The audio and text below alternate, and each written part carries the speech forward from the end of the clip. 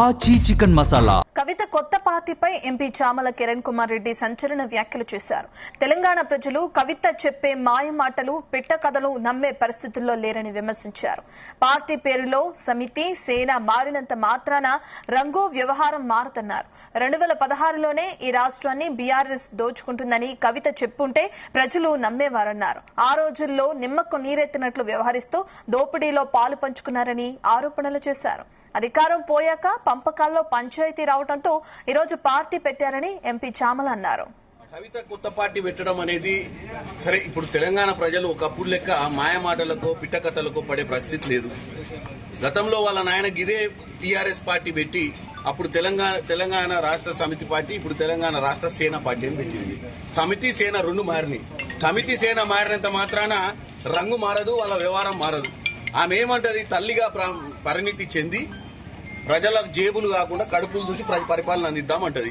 మరి గతంలో వాళ్ళ నాయన అందరు కలిసి జేబులు దోచుకోనికనే వచ్చినట్టు ఆమె ఒప్పుకుంటుంది. కాబట్టి ఈ రాష్ట్రంలో 10 ఏళ్ల పాలనలో కవిత గారికి నేను ఒక్కటే చెప్తున్నా, కవిత గారు మీరు నిజంగా 2014లో మీ నాయన ముఖ్యమంత్రి అయిన తర్వాత ఆ రోజే ఈ రాష్ట్రాన్ని దోసుకుంటున్నట్టు మీరు కనుక 2016లోనే ఈ వ్యవహారం చేసి ఉంటే మిమ్మల్ని అందరూ ఆదరించేటోళ్ళు, ఈ రాష్ట్రం ఇంత దోపిడీకి పాల్పడేది కాదు. తెలంగాణకు నేను చౌకీదార్ అన్నాడు, అంటే వాచ్మ్యాన్ లెక్క అన్నాడు. నేను ఏ రోజు కూడా ముఖ్యమంత్రి గాను, నా కొడుకు అమెరికాలో ఉండు, నా బిడ్డ అమెరికాలో ఉంది, మేము ఆర్థికంగా స్థిరపడ్డాం, నాకు ముఖ్యమంత్రి పదవి వద్దని చెప్పి ఉద్యమం స్టార్ట్ చేసిండు. నువ్వైతే మొదటి రోజే కింద వాళ్ళు సీఎం అంటే థ్యాంక్ యూ అంటున్నావు. ఏం అర్థం చేసుకోవాలి నీకు చెప్పు. హిట్లర్ అయితే మహిళలకు ఉచిత బస్సు ఇచ్చి వాళ్ళకి మంచి చేయాలని ఆలోచిస్తాడా? హిట్లర్ అయితే ఇందిరా మిల్లును కట్టిస్తాడా? మంచి చేయాలన్న ఆలోచనతోటి ప్రభుత్వం ముందుకు పోతుంది. హిట్లర్ ఆలోచన దోచుకోవాలి, దాచుకోవాలన్న ఆలోచన వాళ్ళ కుటుంబంది. మరి ఇప్పుడు ఆమె బయటకు వచ్చి మరి తెలంగాణ ప్రజల్ని మభ్యపెట్టాలని చూస్తుంది. తెలంగాణ ప్రజలు మంచి ఆలోచనతో ఉన్నటువంటి వ్యక్తులు డెఫినెట్ గా మంచి చేసే వారికి అవకాశం ఇస్తారు. కాబట్టి కవిత గారు ఆమెను ఏమంటున్నా, పార్టీలు పెట్టడం తప్పులేదు, ప్రజలకు అన్యాయం జరిగినప్పుడు ఉద్యమాలు చేయడం తప్పులేదు.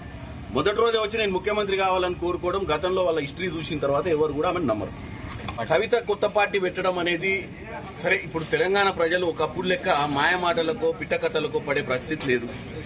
గతంలో వాళ్ళ నాయన గిదే టీఆర్ఎస్ పార్టీ పెట్టి అప్పుడు తెలంగాణ